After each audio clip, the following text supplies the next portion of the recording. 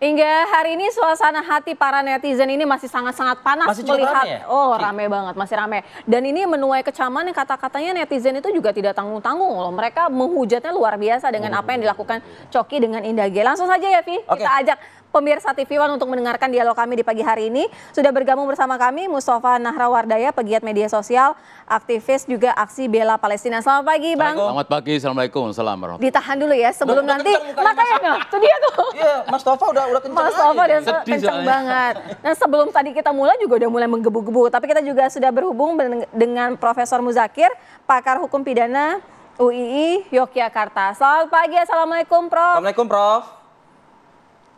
Waalaikumsalam warahmatullahi wabarakatuh. Selamat pagi semuanya. Ya. Selamat pagi. Pagi, sebelum kita akan membahas mengenai segi hukumnya, saya pengen tahu juga nih, dari Bang Nara sendiri, Bang Tova nih melihatnya gimana nih? Apa yang sudah dilakukan dua orang ini? Sebenarnya kita nggak perlu kaget ya, karena mereka ini, ya, saya bilang mereka karena kemungkinan nih, kalau podcast itu sebelumnya ada janjian. Temanya apa, Oh, ya. lalu sikap kita apa. Kalau podcast yang mereka bebas saja, maka ada narsum yang setuju atau tidak. Mereka ini pasti setuju kan. Yang parah itu sekarang dia mau tertawakan dengan sangat berlebihan. Iya. Kalau dulu 2018, ini memang saudara Coki dan kawan-kawan dari Tretan Muslim dan sebagainya. Ini passionnya itu pada mengolok-olok agama. 2018 mereka buat masakan mencampur antara kurma dengan daging dengan babi. Betul. Lalu tahun kemarin itu mereka keliling di Taman Safari melihat tapir. Lalu Coki mengatakan kita bertiga ini kan tapir gitu. Lalu salah satu narsum yang sama-sama Setan maksudnya ya. itu mengatakan kafir maksudnya, iya kita kan tiga-tiganya tapir. Ini kan olok-olok ya, olok-olok. Jadi memang saya lihat beberapa video Tretan Muslim maupun Coki Pardede maupun Kolbi dan kelompok mereka di Majelis Lucu Indonesia itu memang kontennya rata-rata adalah olok-olok agama. Nah, soal Palestina ini berlebihan nih. Kan ini nanya ini sih. Berlebihannya di mana Mas Tova?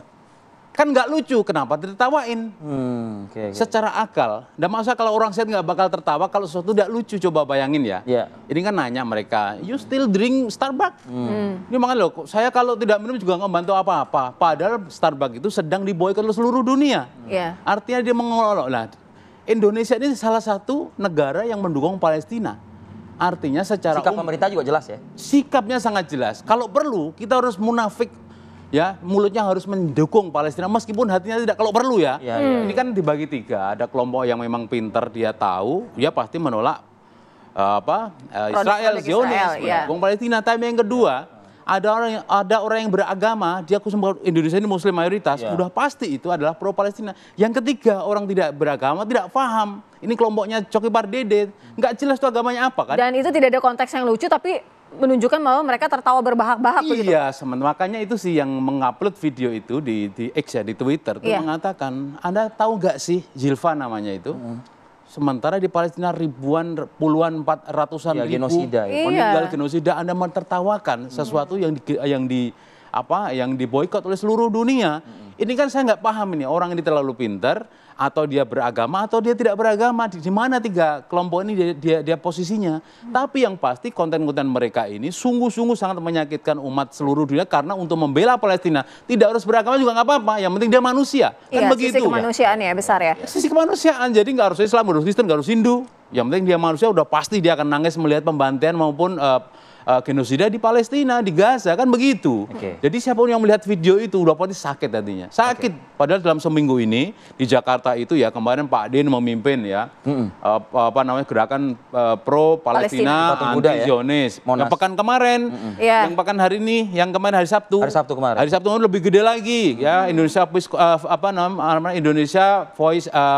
Indonesia Peace Convoy ke Kemayoran, Parkiran Barat. Ratusan ribu orang berkumpul dalam rangka apa? Mendukung pemerintah ya untuk menyelesaikan kasus Palestina dan Zionis supaya ini nggak terjadi lagi. Berhenti pembantaian itu loh. Ini tertawa-tawa terbabak kayak gitu.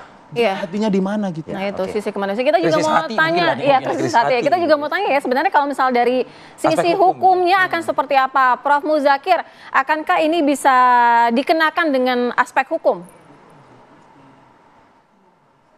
Jadi ini kan konteksnya itu kan negara ya, yang dibela adalah kemanusiaan ya.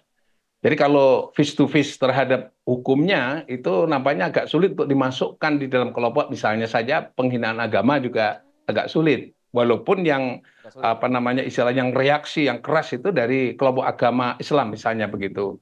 Demikian juga agama-agama yang lain juga keras dan agama-agama di dunia juga keras sekali. Jadi agak sulit untuk dimasukkan dalam kelompok itu karena konten materinya adalah mentertawakan tentang boykot ya. Saya lebih pada tadi saya sependapat sekali dengan apa yang direaksi atau pendapat yang disampaikan tadi bahwa yang inti pokoknya adalah ini orang tadi bagus sekali pertanyaannya, ini beragama atau tidak? Kalau memang tidak beragama, memiliki jiwa kemanusiaan yang adil dan beradab atau tidak gitu. Ini konteksnya dalam negara kita Pancasila.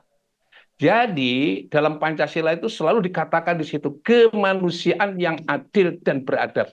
Jadi mengadapkan manusia dalam konteks reaksi terhadap manusia itu gitu. Nah, kalau sekarang ketawanya sampai kaki pun juga ikut ketawa dinaikkan di meja begitu, itu menunjukkan apa reaksi terhadap perilaku yang tidak manusiawi dan tidak beradab itu, terus kemudian dia ketawa dan reaksi boikot diketawakan. Nah, itu maksudnya apa? Kesimpulan yang bisa ditarik bahwa dia adalah pendukung Zionis gitu ya. Israel yang sekarang sedang melakukan perbuatan yang tidak manusiawi terhadap rakyat Palestina. Nah, yang menjadi masalah apa? Apa reaksi kita harus terhadap orang ini ya?